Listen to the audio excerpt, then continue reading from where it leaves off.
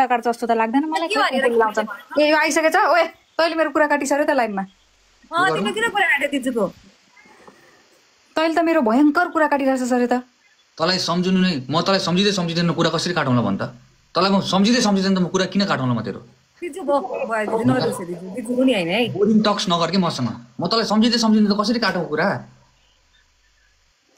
भाडा बाँच्ने बेलामा आफ्नो त्यहाँ लुगा बिग्रेर मिलाउने बेलामा होइन टोइलेट सफा गर्ने बेलामा आफ्नो होइन गएर पानी नहालिकन फेरि पानी हाल्न जान्छ त्यति बेला सम्झिनुहोस् भाइ सम्झिन्छन् न यता सुन त्यो त मनभित्रको माया हो नि त मनभित्रको माया हो क्या बुझिस् न मनभित्रको माया है अब मैले सोचिरहेको थिएँ ठिक छ भाइको भोलि सब कोठा सफा गरिदिएर बेडसिटहरू चेन्ज गरिदिएर टिलिक्कै पारिदिन भन्ने सोचेको थिएँ होइन त कुरा काटेर बसिरहेछस् कोसँग कुरा काटे दुनियाँसँग कसले भने कुरा काटे भने होइन म चाहिँ तेरो रुम मिलाउने भन्ने सोच्ने त चाहिँ मेरो कुरा काट्ने भाइ यहाँ मलाई आए तर मलाई मेरो मनमा मुटुमा त थाहा नि त मेरो भाइले मेरो बारेमा जहिले पनि राम्रो कुराहरू मात्रै वर्षाउँछ कसले भन्यो यस्तो कुरा काट्ने भनेर कसले भन्यो भन् त कोसँग काटे मैले कुरा पखै अघि सबजना आएर यहाँ भने के तुलु बेबीसँग हो अरे तुलु भाइसँग काटिस अरे मेरो कुरा के कुरा काटेँ मैले लास्ट आजकल त त्यो ठुली भइसकि है म ठुली त ठुली नै भइसकेँ तर कुन टाइपको ठुली भएँ भन्ने कुरा चाहिँ यहाँ क्लियर गर त भाइ त्यस्तो के कुरा काटेको त सुइन यस्तो सुइन भनेर चाहिँ सोझो पल्टिएर चाहिँ सुइन गऱ्यो भने त म पनि सुइन गर्न सक्छु म पनि कुरा काटेको त सुइन त मैले मलाई बाल दिँदैन अरे यहाँ बिचारा होइन केटीहरूले मात्रै बिचारा कि बिचारा अनि मैले गरेको कुरा पो लाग्नुपर्छ आएको बिस लाग्नुपर्छ बुझिस् कि नखाएको बिस लगाउने मनिषाले पिड्छे भन्दै हुनुहुन्थ्यो अरे पिड्छु मैले तँलाई यहाँ कुरा छोड्दे माथिको मान्छेसँग किन जोइन गरिरहेको छिस् माथिको मान्छेले यहाँ के भनौँ उताबाट प्रपोज आएको अरे अनि मैले प्रपोज एक्सेप्ट गरेँ उहाँले आई लभ यु भन्नुभयो मैले आई लभ यु टु भने भनेर भन्दै थियो तर ठिकै छ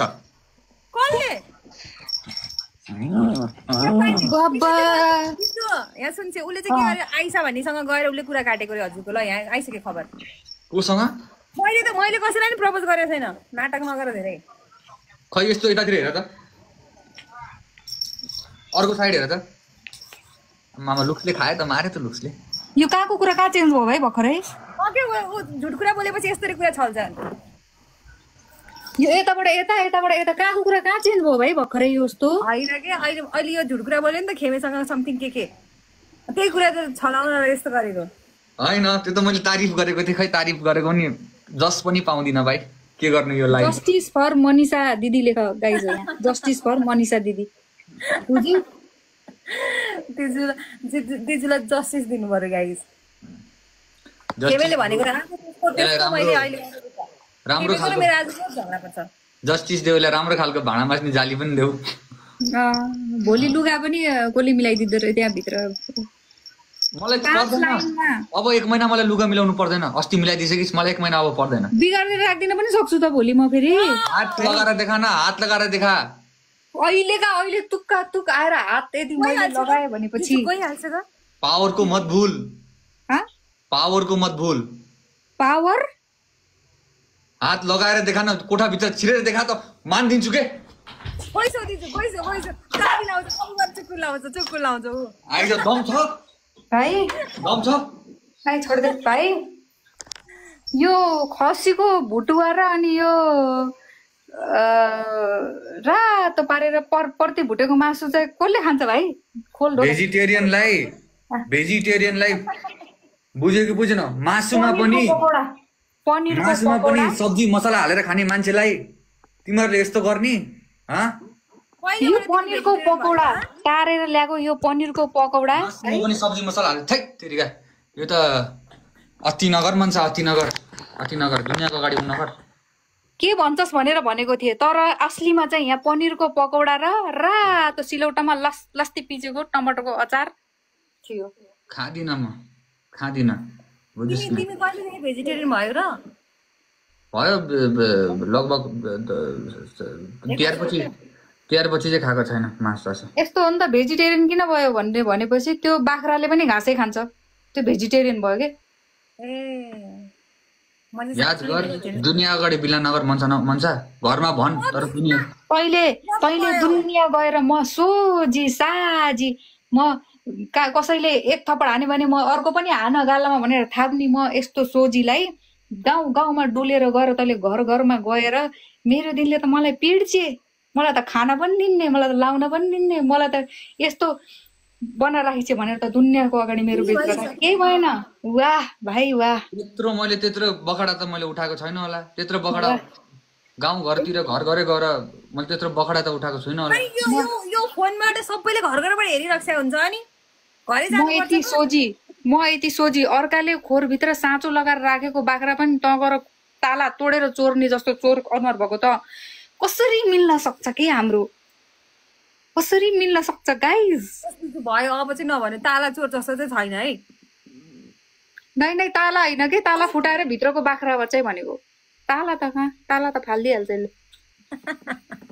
दुनियाँको अगाडि बिला नगर मन्सा, म जस्तो होला म घरभित्रै छु बरु, बुझेस् कि बुझिन? जस्तो छु म घरभित्रै छु, तर सबैलाई सुनाउनु पर्ने जरुरत थिएन कि तैँले मेरो आज डिसरेस्पेक्ट गरेको छिस् के मन्सा।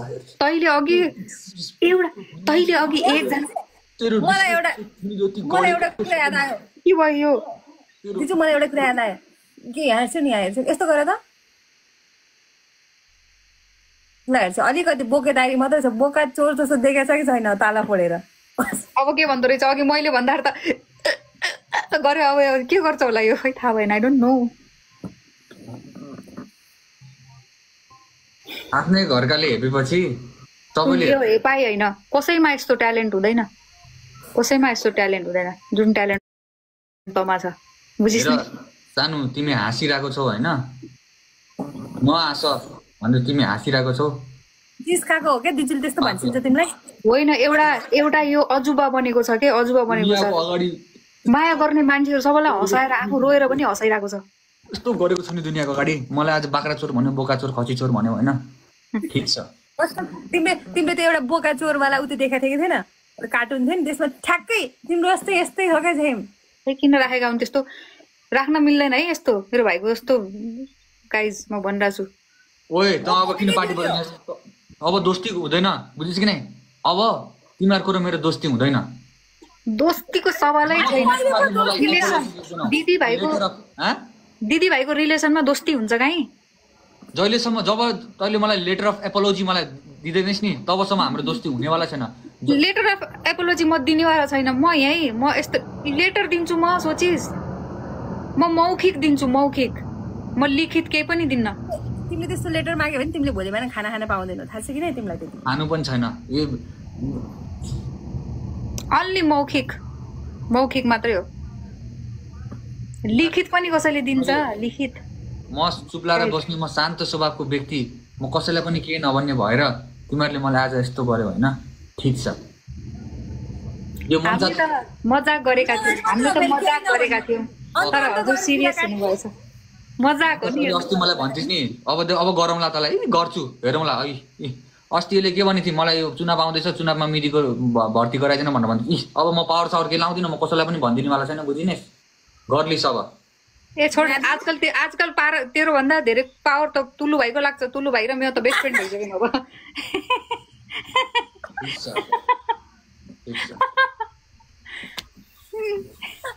तुलु भाइले अहिले आएर दिदी हजुर त पर्फेक्ट भइसक्नु भयो भनेको छ मलाई। हजुरलाई म लगाइदिन्छु भन्छ अहिले। म कसैको सिफारिस त्यो होइन, म खुद आफ्नो ट्यालेन्ट, आफ्नो दममा, आफ्नो प्रतिभाको प्रस्तुति दिएर मात्रै म हुन्छु। त्यहाँ के गर्छस् तैँले? 2 मिनटमा एक परात भाँडा बाँचेर देखाउँछस्? के गर्छस् तेरो ट्यालेन्ट भन् त? 2 मिनटमा एक परात भाँडा कसले माझ्न सक्छ भाइ? त्यो पनि ट्यालेन्ट हो एउटा। दिदीले कति राम्रो डान्स गर्छिन्छ, भाँडा बाँध्ने मात्रै काम गर्छिन्छ। के थाहा, घरकी मुर्गी दाल बराबर भन्छन् नि, यही हो के? भयो, चल म निस्किन लाग्यो, यहाँ मान्छे उनी भइसक्यो, बुझिनस्? निस्केको म ताता छ यहाँ, पछि भेटौँ।